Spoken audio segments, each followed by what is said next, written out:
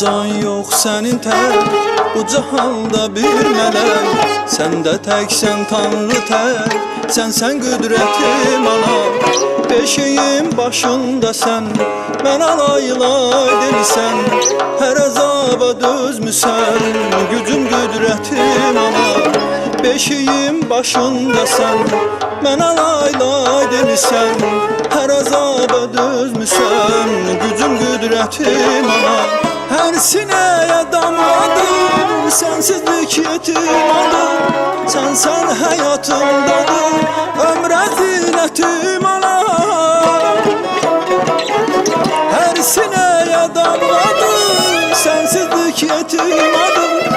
Sen hayatımdadır, ömre zinetim ana.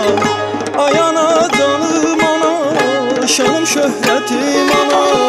Ucağın güllü beşik, koynu cennetim ana. Ay ana canım ana, şanım şöhretim ana. Ucağın güllü beşik, koynu cennetim ana. Ay ana can ana, koynu cennetim ana. Ay ana can ana, koynu cennetim ana.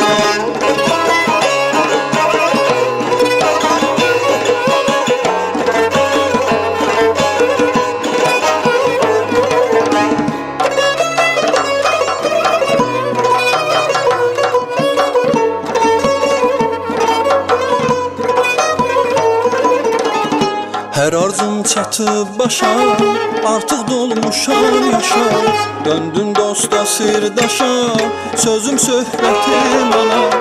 Beşiğim başındasan, mən alayla delisən. Her azaba dözmüsən, gücüm qüdrətim ana. Beşiğim başındasan, mən alayla delisən. Her azaba dözmüsən, gücüm qüdrətim ana. Her sineye damladım, sensizlik yetim adım.